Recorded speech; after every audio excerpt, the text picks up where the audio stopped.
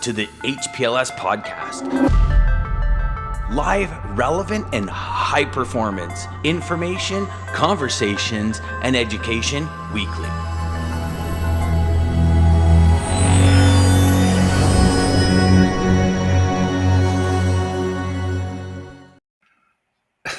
Put that out there really quick before you said a word. Good morning, everyone. Welcome to the High Performance Logistics Sales Chatter, Saturday, Wednesday. We have our good friend on board, Dean Croke, the Principal Analyst of DAT Freight and Analytics. Yeah. Good morning, sir. How are you? Good morning. Yeah, good to be with you. It's always fun on Wednesday mornings. Oh, I know. It's always something. Somebody throws something next, Never a dull moment here, folks. So just bear with us. This week has been something else. I've been reading some horrific stuff that's happened out on I-80 in Wyoming. Brutal. Yeah, they closed it down. They opened it up. And then I think it was a few hours later, they closed it back down. They have the high wind overturn risk warnings out there. I mean, there's a lot of truckers out there that are stranded right now. Yeah. Jeff, well, I-80 was the one that was shut down several times in January, early in January, right? So it's been battered a lot. There was the early report there probably 3 or 4 weeks ago. Carriers were shut down for 4 days in some of those early storms. So it's been hammered like pretty relentlessly, I think, with bad weather. Some of the colder temps out in the upper Midwest this morning are pretty brutal. But the one that caught my attention was I-35. I was watching the news report on the Weather Channel, and they showed it closed down. Yeah. And this is around Dallas. And, of course, it's precarious with all those spaghetti junctions that are elevated where all that cold air comes in underneath. And folks don't necessarily slow down on those big spaghetti junctions. So there's a lot of accidents that have been happening. I think the fact that they shut down I-35 is significant. Whether it gets to 20 and 40 today and tomorrow, that's another story, because this was a storm that had a 1,000-mile reach. Was a small coating up to a half inch of right up through the Tennessee Valley. So that could have an impact on the freight market.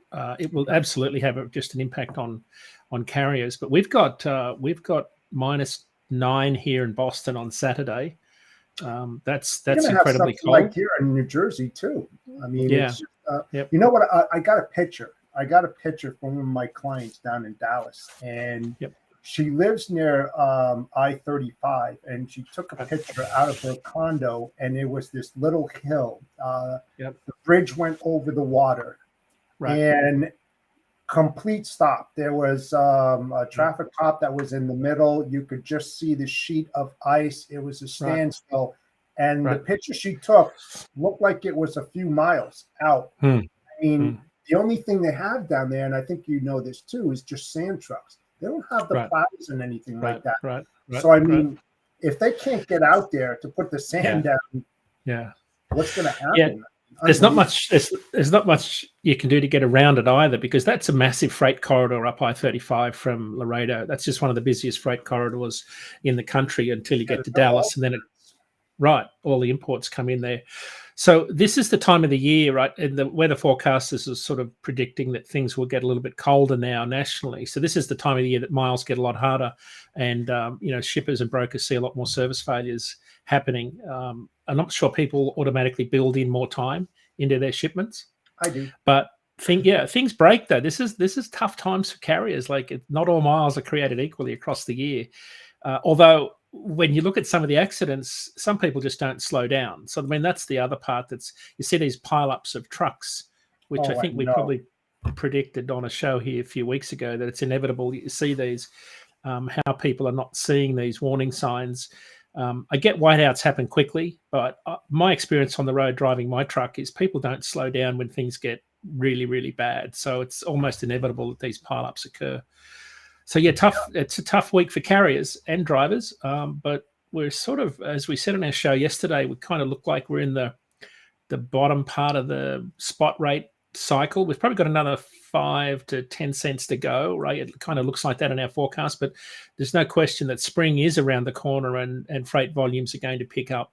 It was interesting, some reports yesterday. David Jackson, the CEO of Knight Swift, I guess they had an earnings call yesterday, and I'll give you a quote. He said the general consensus, almost unanimous from customers, be interesting to get your take on this, is that their inventories have been, by that time they get through the spring. So by the time they get through the spring, their inventories will be caught up and they'll be back to a more normal ordering cycle and start moving bigger volumes closer to the fall shopping season and the retail season. So it looks like this is sort of a bit of it's definitely a quiet season. He said that it was I think David said, and David's an incredibly clever guy. He said it was one of the slowest Q4s or busy season in his memory. That's a large truckload carrier. Of course, Knight Swift is probably the biggest for-hire country. So non-existent Q4, but it's interesting that we're heading into what looks like a more normal season, which is something we've been suggesting is more normality this year. And of course, imports are down, so we're seeing a lot less volatility in those port markets.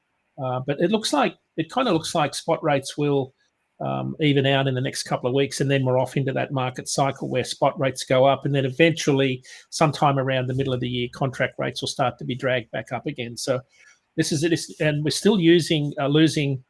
I did some numbers on this, Jeff, from the FMCSA. We've been building a chart here that takes the new entrants and re-entries, and then we subtract away the revocations from the DOT authorities to get the net.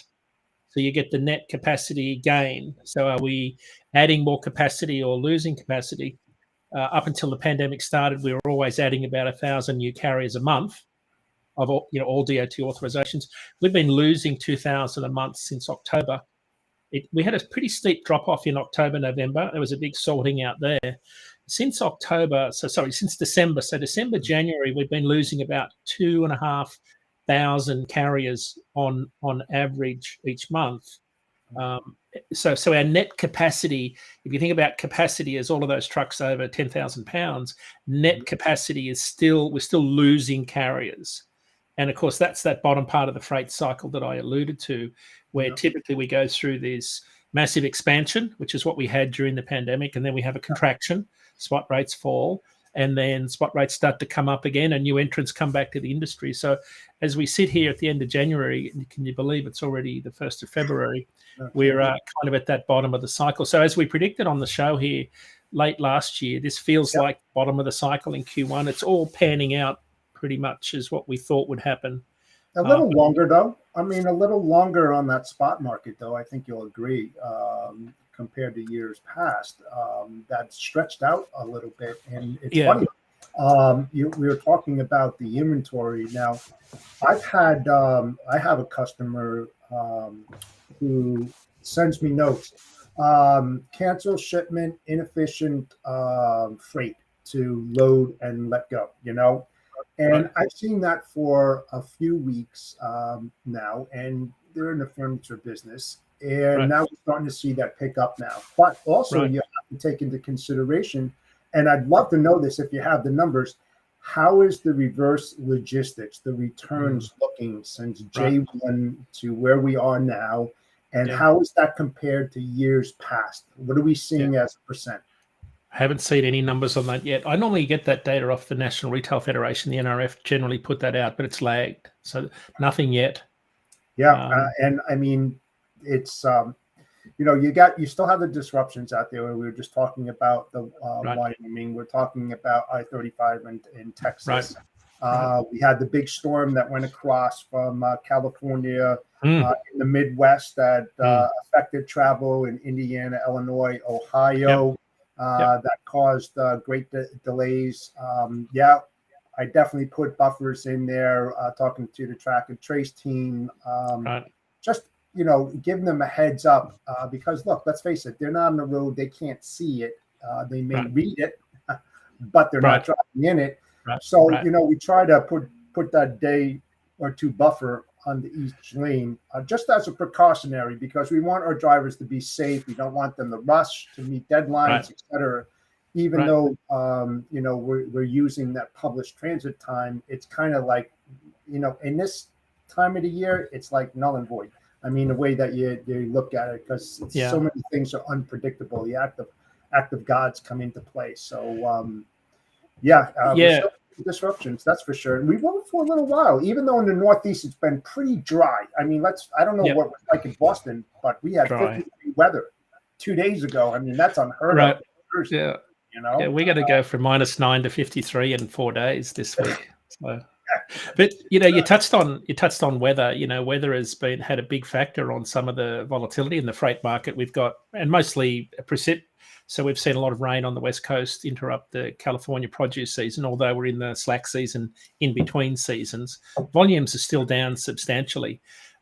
Reefer spot rates out of California are really suffering. State level rates average for all outbound loads is about $2.20 a mile for refrigerated carriers. That's excluding fuel. That's the second lowest in 7 years out of that state, with only 2017 being lower than that when it was $1.87. Florida outbound is suffering also. Hurricane Ian really slowed down that market. But produce season's still getting going down there. We're still seeing good volumes of winter vegetables coming out of there, but the strawberry berry season hasn't really started. The big thing this week, I think reefer carriers will be benefiting from this week. We expect, and we were seeing it on our market condition index, we were seeing capacity tighten in Lakeland and Miami reefer markets, largely because this is peak shipping week for Valentine's Day roses and carnations. That's true. Of which 90% arrive in Miami International Airport, mostly from Colombia and Ecuador. Mostly Colombia, about 70% come from there. But I've been there and watched this. The dozens and dozens of 747 jumbo air freighters coming into Miami every day with fresh cut flowers.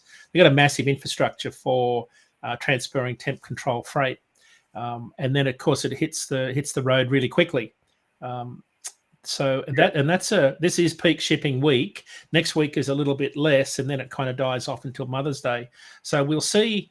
Normally, you would see the peak shipping volume of ornamentals, flowers, out of Miami start to trigger a little bit more of a sustained increase in reefer rates out of that state, because it kind of bleeds into the berry season starting to ramp up. And I think it's a little bit delayed this year, just based on the fact that the Plant City Strawberry Festival is a week later than what it would normally be, I think.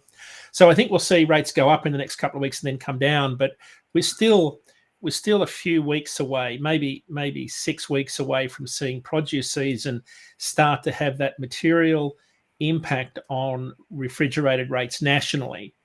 Right, so we've got it. The things have got to get a lot warmer before we start to see the Salinas season come online.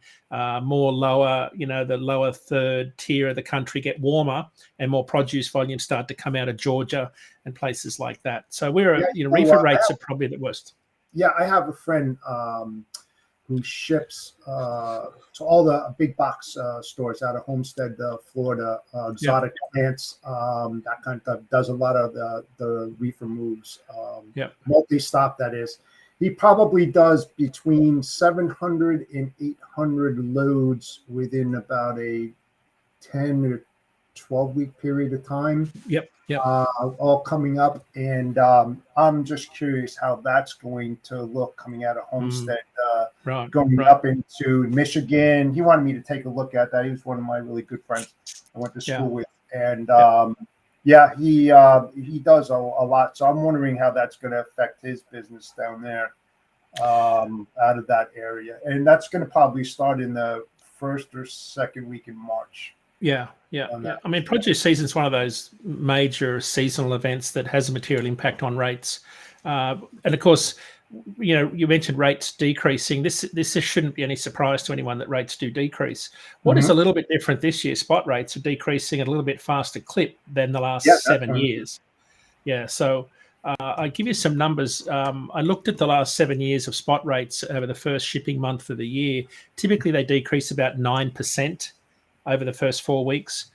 This year, they've dropped 18%. So the rate, and it's not as bad in dry van. It's more like 11% down in the last month, and normally it's about 9 overall. Flatbeds really held up the best of all of the trailer types. Flatbed rates have only dropped. Let me look at the numbers here. They typically drop 6% during the first month. This year they've only dropped 10%. So still going down, but flatbed has fared the best out of all of those. But reefer, I think refrigerated carriers are finding it hard. Anecdotally, talking to some of my friends that run reefer freight out of the southeast and Florida, it's really tough going at the market. Their margins are really, really low. We had some rates that was exceptionally low out of Seattle last week. It was like 86 cents a mile or something, in that range. I think I did the numbers on it. Revenue was going to be $500 and fuel was $800 to go south back to Los Angeles. I know that the opposite direction, coming out of Louisiana, going into Washington on tanker, not flatbeds or dry or reefer, but tanker loads, very expensive going up there. You're talking not chemical? So bad going into the Midwest, though. Not so bad. Yeah.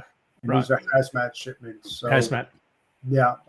You've probably got tankers. Do you see tankers? No, we don't. No.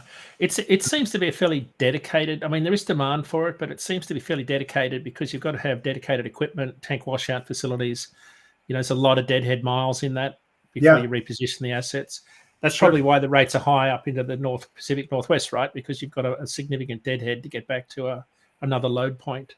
Well, another thing too is that if you can afford it, if your supply chain can afford it, and you can push a lot of these OTRs to intermodal, as an example, we're seeing 42% on over the road compared to 18% over the rail on fuel, which is a huge difference. If you can afford, let's say 2 days, a day or two, depending upon what the lane is, it's pretty cost effective. You could do that. Yeah. The other thing on the reefer market that caught my attention, I study the USDA truck rate report every week where they take all their produce regions.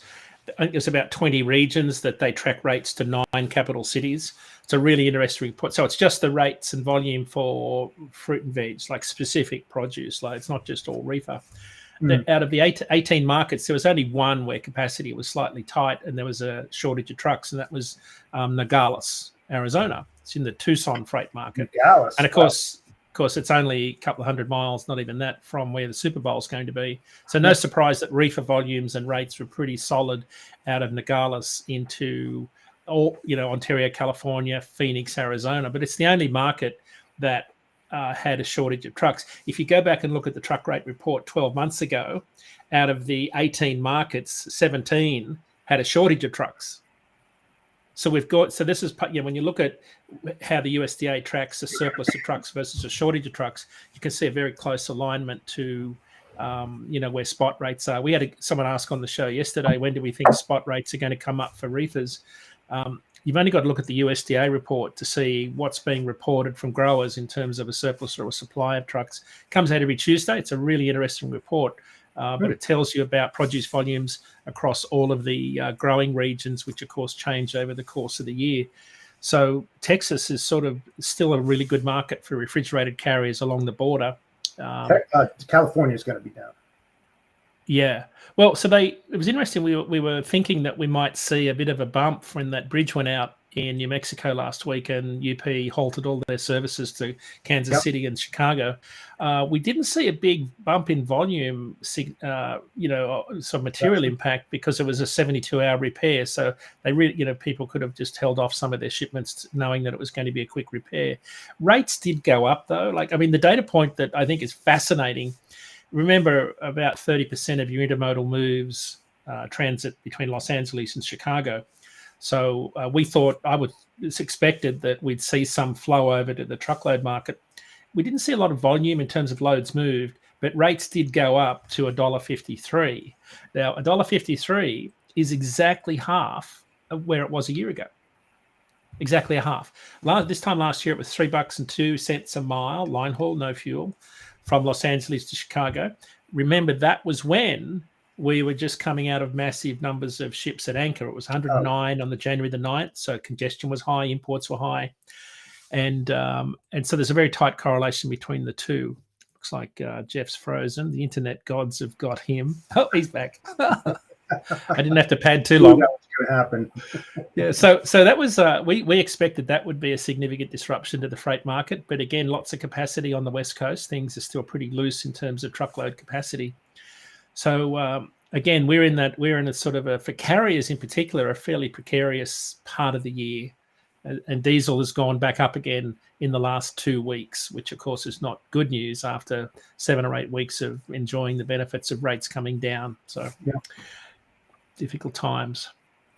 Yeah, in New Jersey, they came down to, like, I think it was where I am, 318, and now I think yesterday we were up to 333. I think it was. Yeah. Right. So they are creeping up. That's for sure. Yeah, this is one of the things we've seen in the last year is as diesel goes up, line haul rates go down. So it's part of the reason rates have been bottoming out. If line haul rates, if diesel starts to increase significantly, then we'll see spot rates start to deteriorate, slightly. So again, we've got diesel's still one of the biggest drivers. We're about 16 cents per gallon lower than the July 2008 Great Recession peak of 4.77. So during the Great Recession, it only got to 4.77 a gallon, which of course is almost $1 a gallon lower than where it hit in July this year at $5.80 a gallon. So this is sort of historically high levels that are keeping operating costs high for everybody. Now, talking about California and what Newsom put into effect with those, we heard 2010, 2009. We talked a little bit about it. I think it was last week. Yep. What are you seeing capacity-wise since that new law regulation went into effect? Like I said, I have a dray carrier out there who actually got something that said 2009, not 2010. Right. So what kind of impact? I know we threw some numbers out there, and I believe it was 10% or close to that. From the whole capacity out there who would be affected? So not much. So still a lot of capacity. So capacity still, thinking about spot market capacity, it's still overshooting demand on the West Coast. Largely, I think, because of the precipitous fall in imports. John McCown wrote in his monthly newsletter last week when he looks at the top 10 he said the two volumes were down in Los Angeles and Long Beach 16% in November and 17% in December. Maybe it was the other way around. But those 2 months of decline in the last 2 months of last year were the biggest declines ever on the West Coast. So I think a lot of the fortunes in the dray and truckload market are tied to those plunging imports on the West Coast. So you've got a lot more capacity than you have, for the level of demand right now. That's why we're not seeing any material increase on dry van or reefer or flatbed rates. Right, because they're coming down, right? Yeah. And so, I did a thing too about the Port of New York and New Jersey that it's still extremely busy. Right? Stuff going in there. What kind of procedures are you looking at? Are we still in the same area? Wow. Still got a lot of capacity, so we're still not seeing any. So that's why I look at the net capacity. That's we're still losing capacity, but not enough to make a material increase on the overall supply of trucks in the market. So, but so there's just lots of very interesting things happening around the market. But we're still in the quiet season, which is what we've been saying forever and a day. Is this will be a quieter season than normal, and I think David Jackson confirmed that yesterday in his earnings call. I still hopefully next week, if the data comes out, I'm still very curious about the reverse logistics compared to last year, starting on J1. I know you can't give it now, but let's chat about that next week if you happen to get it, because I think that's going to tell a big story on that. Right. Yeah, we're looking to get a guest on our show that's Jeff Music from Pitt, Ohio, that will be able to talk about LTL volumes. Good company. We've been on our IQ show before, but I think that'll be a good tell. Maybe that'll time with when we get through the reverse logistics season. Yeah, I had a good friend that worked for Pitt, Ohio for many, many years. Right. He's a friend of mine for about 38 years. Yep. And he just retired.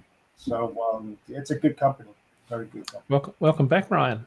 Thank you. I had a call this morning that had to juggle it. Dean, I was reading your blog post on the, I think it was on Monday. You came out and you were talking mostly about flatbed and like the booming market of Laredo itself. Yeah. Crazy to think about. When I was reading it, I started thinking about it because it is a port city, Laredo being for imports and exports. And you're looking at I believe it's the Columbia Bridge and then the world trade as well.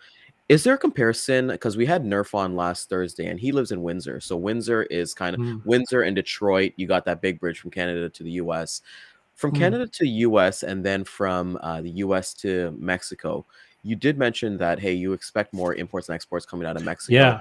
What can you talk about that? Because I feel like that's something that we're not really highlighting as we're kind of seeing the data as it comes through. Yeah, I'm actually writing a blog post about it for next week because, I was in, there's two markets that are growing. Texas is one, and particularly Southern Texas, when you go from Houston. San Antonio's booming because they're building a lot more warehouses around there, I think, for that cross-border logistics function. I still haven't found out if that's a trade-free zone just yet, but that may be part of it. Tesla building a big gigafactory in Nuevo Leon, $1 billion investment. Musk has built another big factory in and around Houston. It's a massive investment. I think it was an investment of $58 million on this big plant near Austin, Texas. So you're seeing a lot more infrastructure being built there.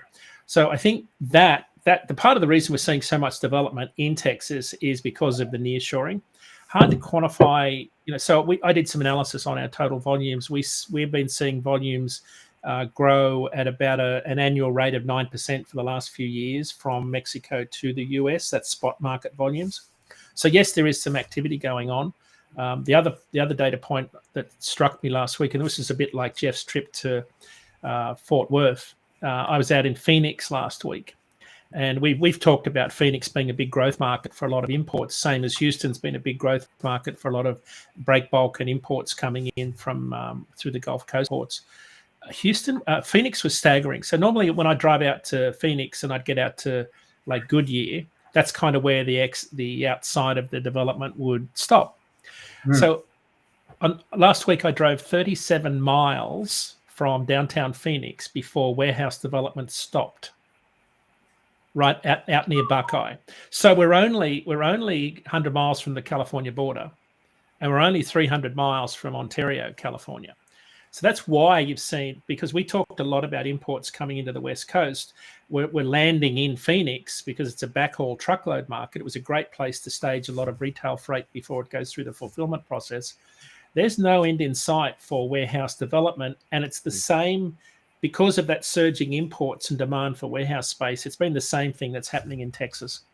So that's why we're seeing a lot more volume come into those two states in particular. They're always top 5 freight markets for DAT, both of them. But we're seeing, the McAllen market for flatbeds, for example, rates are up to $2.16 a mile last week.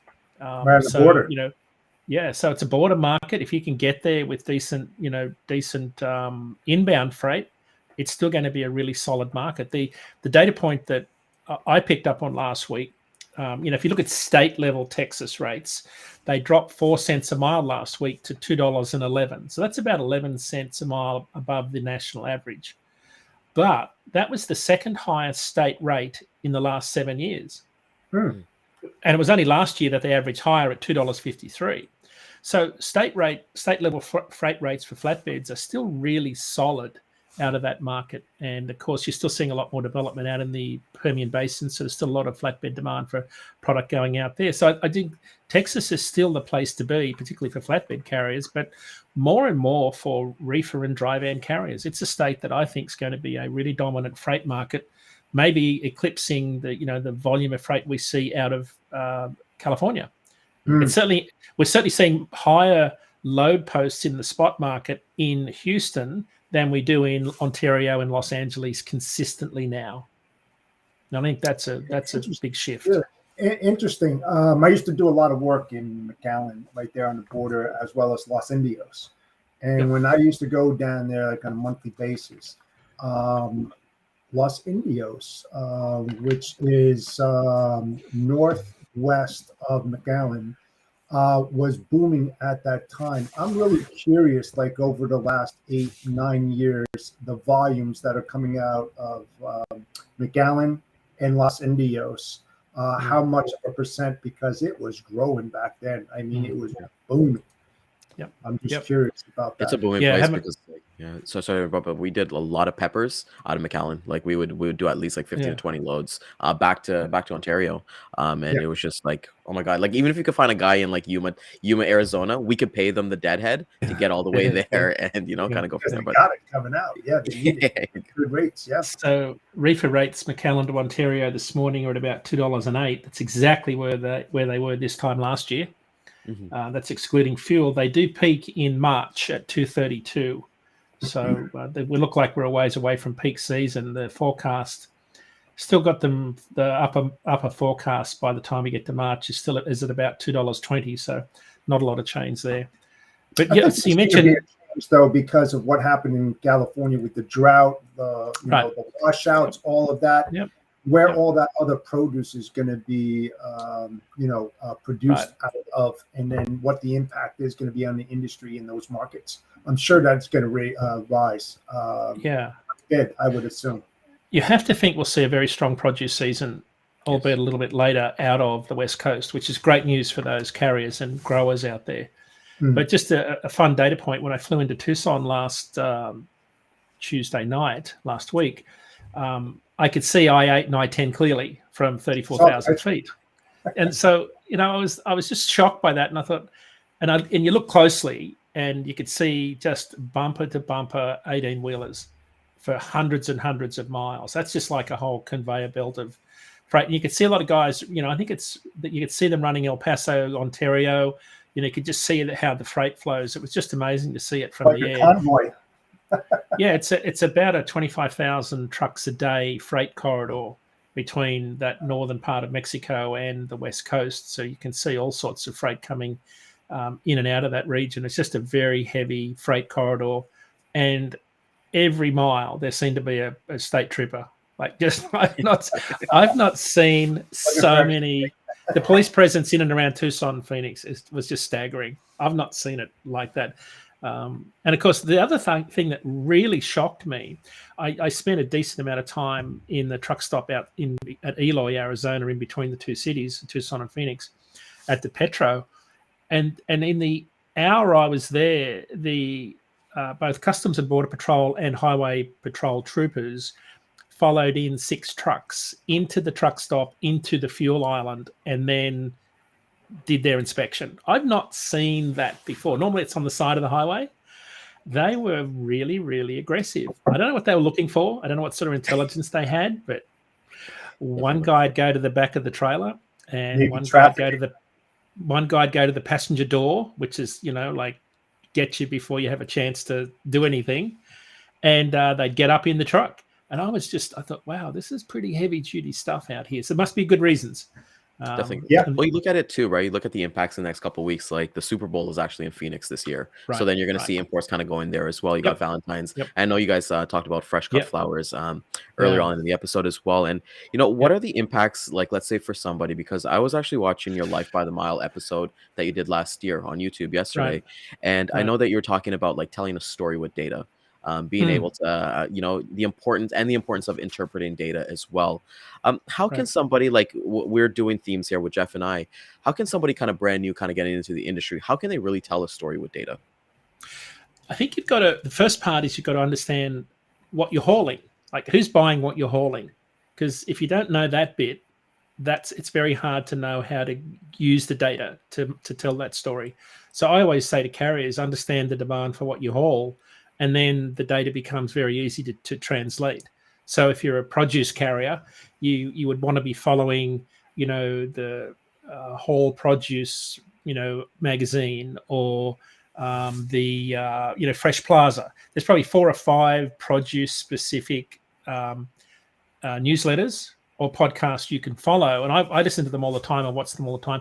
I pull all the data down from the USDA. It's all freely available, and then I understand what the volumes look like, because on the USDA truck rate report, it lists the market and what produce are coming in and the volumes and the price.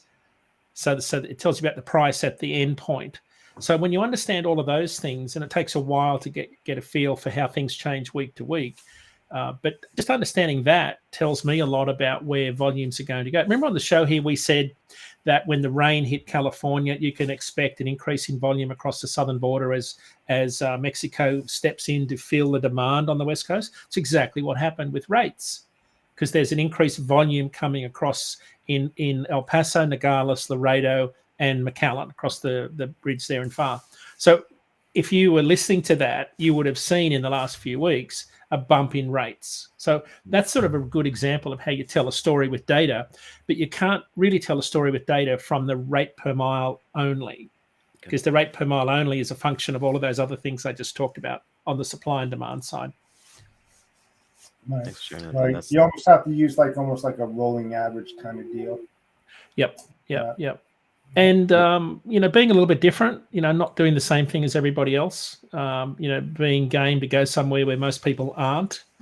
If there's if people are scared of going up and down Interstate 19 between Nogales and Tucson because of all the CBP guys, I'm there. I got nothing to hide. I'm hauling. Right? So there's a lot of people think like that. Guys going off route. Yeah, just give them a wave, like the one finger wave. It works wonders. Or the no-look wave as you go past them on the other side of the interstate. It's always important to wave, so it does wonders.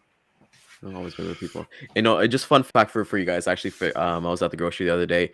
Lettuce is officially back to regular price. So we saw the romaine lettuce. It's back. It's back to $3.99 now. So I thought about you guys as soon as I saw that. I looked at my wife and she's like, "What's wrong with you?" But I'm like, "Hey, supply and demand." Gotta go. So it's interesting. Buy 1, buy 2, buy 3. I looked at to our previous point, Ryan, I looked at the winter salad bowl production out of southern Arizona, southern California, down there in Yuma, Arizona. Produce volumes are up 25% year over year in that particular market. And of course, that's where 90% of our leafy greens are coming from. So they've got good volumes right now coming out of there. That'll run through March. But that's another good example of knowing, if you're in Los Angeles, do I deadhead to Yuma? If I'm in Phoenix, do I run down there and load? I've got good demand coming out of there. It's a market that's reasonably hard to get to if you're a carrier. So there's good outbound rates coming out of there right now. I didn't have a number on what the rates were. How about vertical farming? Anything more on the vertical farming because of everything that's been happening out there? Have you read anything? I haven't, no. And I'm just going to quickly, I saw a news story yesterday where the one in Tennessee, I think, were laying off staff. I just caught my eye and I never went back to it. I've just quickly done a quick search on it. It says still a hobby industry right now. No, nothing jumps up. There was some layoffs of staff at one of them, but I can't remember exactly why. A lot of layoffs in many different industries over the last week. I saw Google actually sent it over to Dan. Google, their headquarters, they laid off all their in-house therapists. So you've got to kind of, it's kind of crazy to think about, right? It's so no more. You got the free breakfast, free food, and all that stuff. It's just kind of getting lean with everything. Right. So it's kind of a big. It's a big opportunity for people getting into this industry. You kind of be your own boss and kind of learn different data being different points and things like that, which is pretty incredible. I was at a conference last week, and one of the things that shocked me, this was sort of a risk management conference, one of the things that really caught me by surprise was how much focus there is, how much the legal profession and attorneys drive the truckload industry in terms of, mitigation of costs and training of witnesses before they go into depositions. I'd had no idea that side of the industry was so dominant in how people think about managing risk.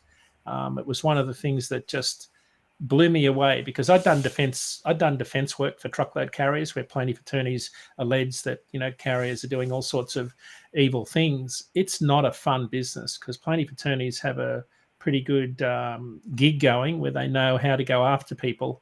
But what surprised me was a whole business around training witnesses. before in trial juries. I had no idea.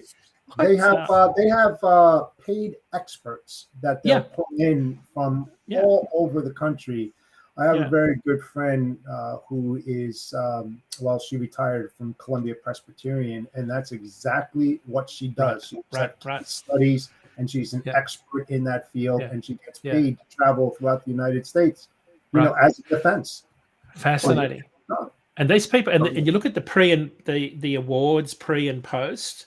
It's night and day in terms of how much you can reduce the payouts based on training of your witnesses and your.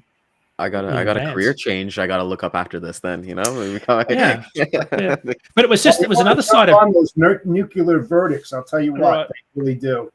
There's a lot. Well, it was one of the things that kind of shocked me, because you think about trucking, we look at supply and demand and loads and things like that. There's a whole nother side of this industry that adds to the cost side of it, and that's the risk management piece. I was just totally shocked by how much, and I guess I probably should have known, but it's been quite a few years since I was involved in that side of the industry. It was just amazing to see how much specialization there were on the risk side. And of course, that extends to cargo loss and theft and all those. It's every facet of trucking. Yeah.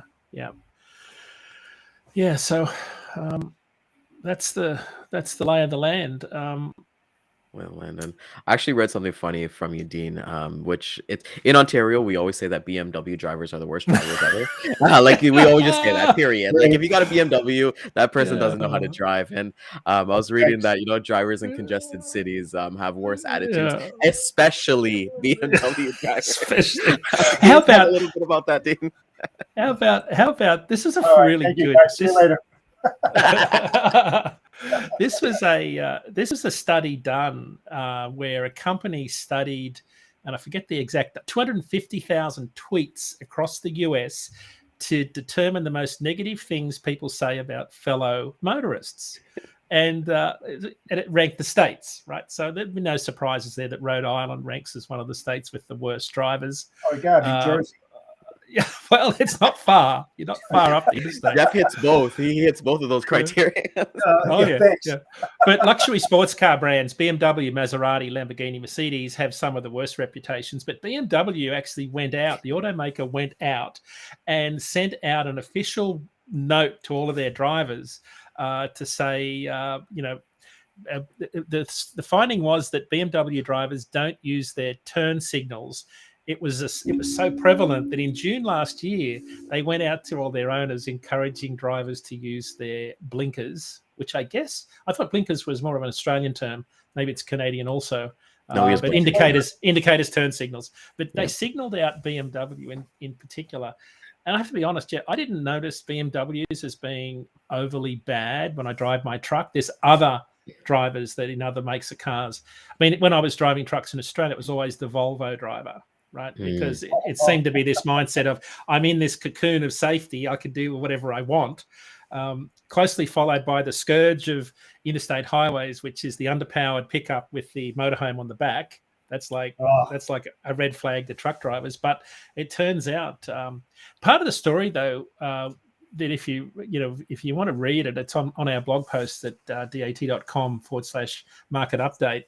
What I was really getting at was how people had changed their driving behavior, because in this study by the Journal of Studies on Alcohol and Drugs, they put some numbers around how much recreational use of marijuana had impacted accident statistics and driving behavior. So, because I'm absolutely convinced there's a lot of people driving around stoned, and just by the way they drive. So I'm not going to let it go. Yeah, I died when I saw that post, because it's so true in Canada. Like, now we're seeing even Tesla drivers. They're kind of creeping up that list. They're definitely creeping up that list. But it was funny to kind of see that, and I like that there was I believe there was a study from like YouGov or something like that where they did the personality traits. So Jeff, for you, BMW owners are more likely to be as knowledgeable. So you are definitely a knowledgeable person, and Dodge owners as big-hearted. I've never seen a Dodge Challenger or a Dodge things like that, but it's cool to kind of see that. Isn't it funny? Isn't it funny how you? I used, when I'm in my truck, if I see a Honda CR-V or a Prius, I'm like the red flags go up. I don't know what it is. It's probably me just overreacting to a prior event. But I always watch those two brands. Honda CRV drivers have always been, and younger drivers have always been ones that seem to do the most egregious things on the interstates. So I think every driver on the road has their driver type based on a prior event that they always watch for. And I think the brain probably overcompensates and looks for them more often, so they tend to reinforce that bias. I know I do with certain types of trucks. It's like when you buy a car and then you suddenly see the same car on the road all the time, and you're like, oh my God, like where did these cars all come? Like when I bought my Ford Fusion, I saw the Ford Fusion everywhere, right? So it was kind of funny to kind of see that. And it's cool that you talk about like this, like people being stoned when they're driving, because alcohol is obviously horrible, and then we're seeing the effects. Like I think we've had marijuana legal in Canada now for many years, right? And just to kind of see the commercials that kind of come out from Mad Mothers Against Drunk Driving, they're doing commercials for that as well, right? And the impact of that is, I don't know, for me driving, I don't see much ride programs, which is where you got like those police kind of set up on like the interstate, just waiting for people to kind of happen, right? But if we can get some more awareness for that, and we've talked about this numerous times as myself who has sleep apnea, people driving when they're not getting proper rest, right, Jeff? So it's really, really important. I get sleep. Come on now. No, I'm including you in the conversation. Over there. We did. We did the studies like that shows that just being not just marijuana and alcohol, but just being awake, 17 hours of sustained wakefulness is the same level of impairment as 0.05 when you're driving a vehicle. When you put two groups on a simulator, get one group drunk and the other tired. That's a study that's been repeated over probably 35 years now. I was lucky enough to be part of the very first study in 1997. And it was the first time people tried to equate tiredness with alcohol driving. What's this? Daman is saying, but in Canada, for drivers that choose intra-Canada driving, there's actually no drug testing. Holy smokes! Wow. That's unbelievable. Wow. Really? Is that commercial drivers, Daman? That's interesting. That is. So is the inference there that Canadian drivers are even worse than US drivers? We do see. We always see tractor trailers always involved in accidents, right? So alcohol. Unbelievable. I know. David's right. Yeah, there's something going on. I've just noticed in the last couple of years, people are just crazy. I don't know what it is. When you drive lots and lots and lots, like I've done professionally, you notice the change. Yes, commercial drivers. Wow, that's nuts. That's ridiculous. Well, I got a question for you, Dean, because like you as a driver, and Jeff too, I'd love to get your opinion on this. Do you think there's a correlation of days where there's not a lot of sun compared to like people's personality types and their driving habits? Because I've seen that too. What do they call it? Like the winter blues, where maybe we get like 1 or 2 hours of sun and get that vitamin D and things like that, and just kind of seeing the correlation. Yeah, right? It's not that stuff. It's seasonal affective disorder. It takes a bit longer than 1 day for it to have an effect. So it's where you have less sunlight, and in particular blue light. That's why the alternate therapy is blue light therapy, where you actually have a more blue light to simulate sun, because it's the blue light in the invisible spectrum of light that triggers the sleep-wake cycle. So blue light's more critical. And when you lose blue light, what happens is you become more depressed. So so to answer your question, it's not one night of less, more darkness and less light. It's if you live in a time zone where, like in New England, we're only getting about 9.5 hours daylight. We're past the shortest day, but we get 9.5 hours daylight now. It'll be 15 by the time we get to July. And the accidents are different though, Ryan. It'll surprise you to see that there are less accidents in winter because people sleep longer because it's darker longer, right? And colder. Even though the roads are slipperier. In summer, it's the inverse relationship. The more sunlight in summer, the more accidents, because people sleep less, because darkness occurs later in the day and people are having dinner at night. They're actually sleeping less, but getting up at the same time to go to work. So it's an inverse relationship. It's not what you think. Accidents don't just increase in winter because the roads are bad. They actually decrease. You can see different types of accidents, but your point's valid. There's a lot of people that are getting up early. That's why accidents go up after daylight saving comes in, when people lose an hour. because they're more. I think that there's personality, the ones that are more prone to those type of changes. Like for myself, and I'm being honest, I don't know what that is. I don't because I'm just happy to wake up in the morning. So I'm not depressed that it's rainy out there or if it's sunny. Of course, I like sun over the rain, but it's not going to determine how I drive. I mean, I drive fast. I've always have. But fast BMW driver. Caddy. My wife drives the BMW, so I got to have a conversation with her later. Show her the blog post. I'm going to show her that post. So the thing is that I don't know that. I don't know. I think, you know what? I had this conversation not long ago, and I think it has to do with if you have an addictive personality. I think those two go in cahoots with each other. If you have an addictive personality, you're going to have a high depression type probability on that. Ones who don't would probably have the opposite one. And I don't have that feeling. And it's like headaches. I never get one. I don't know what it's like, and it's the thing is when people have it, it's just like, why? You always ask these questions. And in that case, should truck drivers with that type of personality be truck drivers if they're affected that way? How do you change them? How do you get them over that if that's their lifestyle and they have that personality where they get that depression and they get the sleep deprivation and all that other kind of stuff? I mean, that's a question that needs to be asked. How do you do that? It's a big deal for carriers in Canada, particularly northern Canada, right, where it's dark so often. They have a far higher predisposition to, those seasonal affective disorders where there's just less light. I wonder about Alaska. How about Alaska when they have 23 hours of sunlight? You know what I mean? It's like, it's crazy. I mean, how do you get yourself into that hibernation mood, about pulling the curtains, but you still get that glow coming in, I mean, it's like you've got to have double insulation curtains, blue blocker glasses. You can wear blue blocker glasses that block the blue light coming in. There's all sorts of strategies, but you've got to be diligent, consistent, do the same thing every day, because if you break the pattern, like if you open the curtain, it's the same for a night shift worker, right? I did a lot of educational work for LTL drivers that did line runs. Yeah, and if what they would do is come home at 8 a.m, and every shift worker does this. They'll come home, they're dog tired, they'll sleep for 3 hours, and then they get up to go and do their honeydews. They light the brain up, and then they go back to try and get more sleep before shift starts at 6 p.m, and there's no chance. One of the things I would always say to them is keep everything dark and cold, until you're done sleeping, and then do it. So that's the sunlight will actually give them less sleep in that particular situation.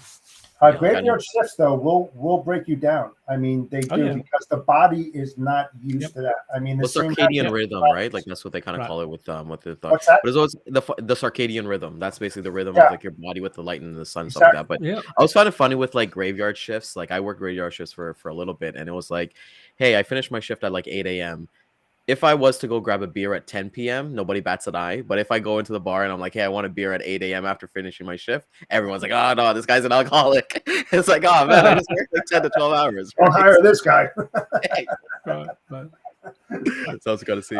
As we're going to ready to kind of wrap up the show today, Dean, any, I know everyone's at Manifest this week. I feel like I've seen all the pictures and all the keynote speakers. Have you got anything coming up? I'm at the Stifel Research Conference next week on Amelia Island in just up from Jacksonville. So I'm getting away from the cold here. Be a nice 2-day conference. Sorry to hear that. The tragic news. All of the big researchers that look at all the public companies are meeting up to talk about the trucking industry. And I've got an interview with Bert Subin talking about the spot market. So that's coming up. Of course, Mid-America Truck Show is coming up at the end of March, which is always a fun event. I don't know if people are going to that. And of course, ACT Research have got their big, I think it's their 68th annual conference or biannual conference coming up in mid-February. I forget the exact date, but that's in Columbus, Indiana, right next to Cummins Diesel. It's one of the big events on the supplier calendar. So it's going to be a huge event for anybody interested in knowing about what truck and trailer orders look like and used truck and trailer prices. That's the next 6 weeks. Yeah, it's crazy. He's definitely a busy guy. I caught the episode yesterday with Cassandra, and it was great. So she was a great guest that you kind of had on yesterday. So the blog posts, I believe you do them every Monday. Monday, Tuesday, you kind of Tuesday night they go up at our under resources tab at dat.com. Perfect. All right, Jeff. Any final thoughts before we take this bad boy home? No, thanks again, Dean. I appreciate your input and the data that you shared with everybody. Can't wait until next Wednesday. It can't come quick enough because I really enjoy these type of days. I think it's very informative. So thanks again. I'll be on the beach, actually, coming live to you from the beach. Stop that, man. And by the beach, you'll have better internet connectivity than Jeff. Brutal tax. I want to thank everybody for coming out this morning. It is truly one of my favorite days, as Jeff and I really get. And for it, we learn a lot. And I don't know about everybody in the audience, but I use this personally so I can go and talk to my prospects and customers as well. So use this as a tool, like as we kind of say, tell a story with data, but know what story you're trying to tell, right? As Dean is kind of saying. So catch us back on the replay at 12 and 3 p.m. Eastern time. We will be on LinkedIn, Facebook, YouTube, and Twitter. Join us tomorrow as Jeff and I continue this week of basically of customer retention and mindset and all that fun stuff. And what is this week gone? You know, we got a couple more days until the Super Bowl, till Valentine's Day. So make sure you got all your chocolates, all your Valentine's flowers and all that stuff. And we'll see you guys tomorrow. Take care. Adios. Have a good day, guys.